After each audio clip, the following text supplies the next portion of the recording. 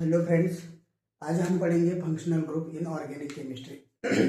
तो ये functional group होता क्या है? ये फंक्शनल ग्रुप सिंपल है। कोई भी ऑर्गेनिक कंपाउंड हो तो उसमें वो पर्टिकुलर फंक्शनल ग्रुप प्रेजेंट होगा तो उस कंपाउंड की केमिकल रिएक्शन पे असर होता है या फिर उसकी फिजिकल जो प्रॉपर्टी होती है, जैसे कि बॉइलिंग पॉइंट होगा, मेल्टिंग पॉइंट होगा या फिर उसका मतलब सोलिबिलिटी होगी, तो वो सब चेंज हो जाता है।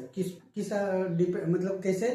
तो जैसे कि मानिए अल्डेल है, एसिड है, अमाइन है, तो उसकी प्रॉपर्टी चेंज हो जाती है। तो इसलिए उसको अलग अलग फंक्शनल ग्रुप की अलग अलग प्रॉपर्टी है, तो इसको अलग अलग लिखना पड़ रहा है क्योंकि उसके अलग अलग डेरिवेटिव होती है। जैसे हम फॉर एग्जाम्पल जैसे कि फेनॉल लेंगे तो फेनॉल अलग है, लेकिन जैसे नेप्टॉल लेंगे वो अलग है।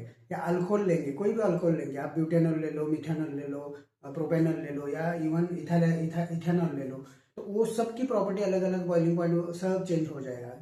लेकिन वहाँ पे एक ही फंक्शनल ग्रुप रहेगा, वो हाइड्रोक्सी ग्रुप। तो ये फंक्शनल ग्रुप है, उस पर ही उसके डेरिवेटिव सब डिसाइड होते हैं।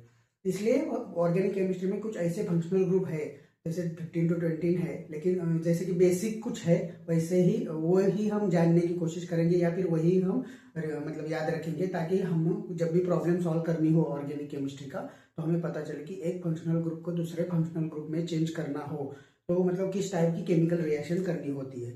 जैसे अल्कोहल टू अल्डेल बनाना हो या अल्डेल टू अल्कोहल बनाना हो, एसिड टू ईस्टर बनाना हो, ईस्टर टू एसिड बनाना हो, तो वो सारा जो स्टडी है वो हम अगले वीडियो में देखेंगे। लेकिन अभी इतना हमें जानना है कि ऑर्गेनिक केमिस्ट्री में जो भी फंक्शनल ग्रुप है उसको हम याद कैसे रखें या फिर कितने फंक्शनल ग्रुप है। तो यहाँ पे मैंने कुछ फंक्शनल ग्रुप, बेसिक जो फंक्शनल ग्रुप है वो लिखे हैं, तो आप उसको नोट डाउन कर सकते हैं या फिर याद रख सकते हैं। लेकिन फंक्शनल ग्रुप का डेफिनेशन यही है सिंपल, कि वो जो ऑर्गेनिक कंपाउंड है उसकी केमिकल प्रॉपर्टी हो या फिजिकल प्रॉपर्टी हो या फिर उसका कैरेक्टरिस्टिक्स है वो चेंज हो जाती है, वो फंक्शनल ग्रुप पे डिपेंड है, इसलिए उसको अलग अलग ग्रुप आ गए। जैसे कि हम अल्केन जानते हैं, अल्कीन जानते हैं, अल्काइन, उसमें कुछ नहीं है, बस कार्बन कार्बन के बीच में सिंगल बॉन्ड है, डबल बॉन्ड है, ट्रिपल बॉन्ड है। यहाँ पे है अल्केन है, उसमें सिंगल बॉन्ड है कार्बन कार्बन के बीच में, अल्कीन है उसमें डबल बॉन्ड है, और अल्काइन है ट्रिपल बॉन्ड है। तो इसमें क्या चेंज हो गया? बॉन्ड लेंथ कम होती गई। सिंगल बॉन्ड था उसकी बॉन्ड लेंथ ज्यादा थी, डबल बॉन्ड था उसकी बॉन्ड लेंथ थोड़ी कम हो गई, ट्रिपल बॉन्ड था उसकी बॉन्ड लेंथ और कम हो गई। लेकिन उसका दूसरा असर क्या हो गया? ट्रिपल बॉन्ड स्ट्रांग है, डबल बॉन्ड थोड़ा कम है, लेकिन सिंगल बॉन्ड पूरा वीक है कंपेयर टू ट्रिपल बॉन्ड। तो ये स्टडी उससे निकल आ गया। तो इसलिए हमें हर पॉइंट या फिर हर फंक्शनल ग्रुप का हमें स्टडी करना है या फिर जानना बहुत जरूरी है। इसलिए अलग अलग चैप्टर जो भी है हम वो स्टडी करेंगे। अभी इतना ही फिलहाल हम याद रखेंगे कि जो बेसिक फंक्शनल ग्रुप है उसको हम कैसे याद रखेंगे और उसको उसको आगे कैसे हमारे प्रॉब्लम जो सॉल्व करने वाले हैं आगे जो एग्जाम में आते हैं वहाँ पे इसको कैसे यूज करना है। ठीक है, तो अभी जैसे कि हमने देखा अल्केन, अल्कीन, अल्काइन, उसको याद कैसे रखना है? Single bond, double bond, triple bond, और जो लास्ट का है वर्ड वही याद रखना है। जैसे ANE है, अल्केन हो गया, ENE हो गया, डबल बॉन्ड हो गया, और YNE हो गया, अल्काइन। ENE हमेशा रखना, इन होता है वो डबल बॉन्ड ही होता है। कभी भी आप देखिए ब्यूटीन हो, पेंटीन हो, कैसे भी हो, तो उसमें ENE आ गया मतलब समझ जाना कि वहाँ डबल बॉन्ड है। जैसे कि एक इन रिएक्शन भी है तो उसमें क्या होता है? डबल बॉन्ड, ट्रिपल बॉन्ड ही इन्वॉल्व होता है साइक्लाइजेशन। ठीक है, वैसे ही अल्कोहल है, तो अल्कोहल का और एग्जांपल क्या ले सकते हैं हम? जैसे कि हमारे पास CH3OH है, क्या हो गया? मिथेनॉल हो गया। हमने फिर से CH3CH2OH हो गया, क्या हो गया? इथेनॉल। जो लोग दारू पीते हैं वो इथेनॉल है। या फिर कोई भी आइसोप्रोपेनॉल ले लो, जैसे कि यहाँ पे H ले लो, यहाँ CH3 ले लो, यहाँ CH3 ले लो, तो क्या हो गया? हाइड्रोक्सी ग्रुप कॉमन रह गया, लेकिन उसका जो कार्बन का स्केलेटन है या कार्बन की जो चेन है वो क्या हो गई? चेंज होती चली गई। तो इससे क्या हो गया? वो कंपाउंड अलग अलग होते चले गए, मतलब डेरिवेटिव अलग अलग बनते चले गए। इसलिए हमें बेसिक क्या याद रखना है? फंक्शनल ग्रुप, डेरिवेटिव अलग रहेंगे। वैसे ही आता है अल्डेट, जैसे हमारे पास अल्डेट रहेगा, अभी CH3 है, CHO हो गया। ठीक है, फिर से इसे उसी तरह भी लिख सकते हैं हम, CH3 CH2 CHO। तो ये फंक्शनल ग्रुप डिसाइड करता है कि ये कंपाउंड कैसा है। ठीक है, तो वैसे ही एसिटाल्डेट हो गया, तो फिर ये कीटोन आता है, उसमें भी एसीटोन आता है। बेस्ट एग्जांपल याद रखो एसीटोन, CH3CO, CH3CO, एसीटोन है।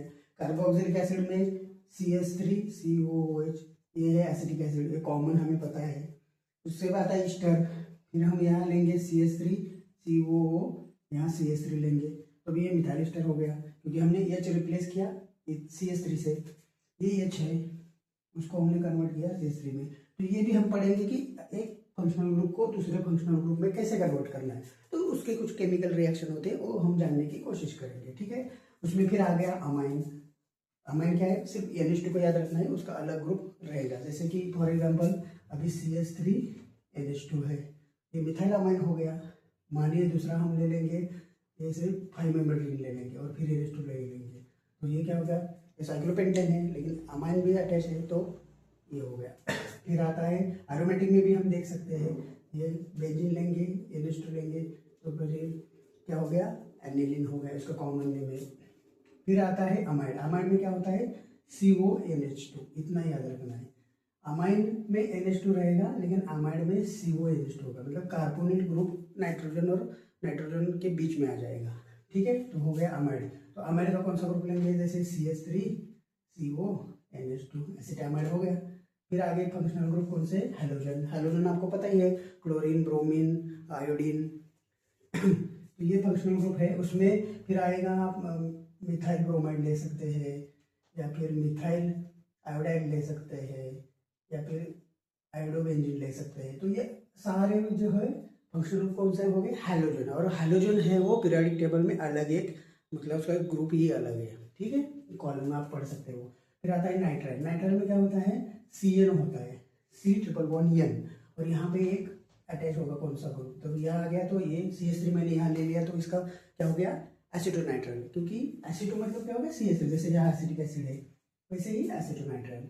फिर आ गया फेनॉल। अब ये देखिए यहाँ पे क्या है, अल्कोहल है, CH3OH है, लेकिन यहाँ पे भी OH है, तो फिर ये फेनॉल क्यों हो गया, क्योंकि ये एरोमेटिक है, इसकी प्रॉपर्टी पूरी अलग है। तो यहाँ पे एक क्वेश्चन आता है कि ये जो फेनॉल है और ये अल्कोहल है, देखिए OH ग्रुप दोनों में है, लेकिन इसकी वजह से इसकी प्रॉपर्टी चेंज होती है। तो फेनॉल और अल्कोहल में हाईली एसिडिक कौन है, वो हम अगले वीडियो में हम जानने की कोशिश करेंगे। लेकिन ये बहुत इंपॉर्टेंट क्वेश्चन आता है, क्योंकि फंक्शनल ग्रुप सेम है, बस बेंजीन रिंग की वजह से उसकी प्रॉपर्टी चेंज हो जाती है।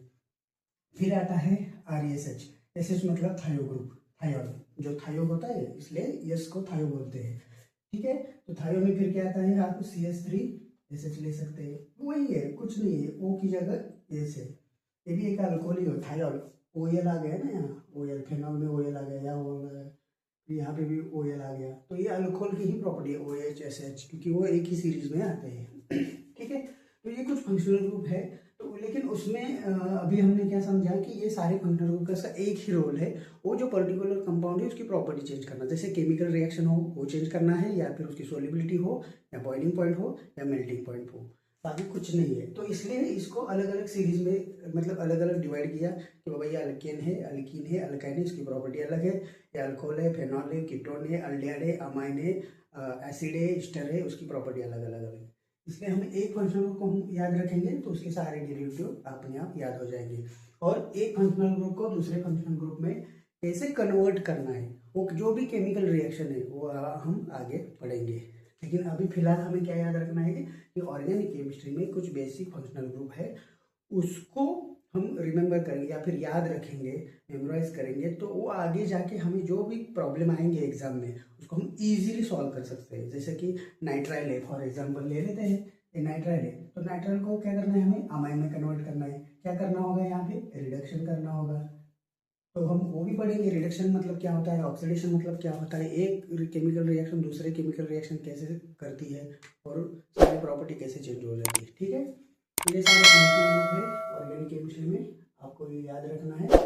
Okay, thank you.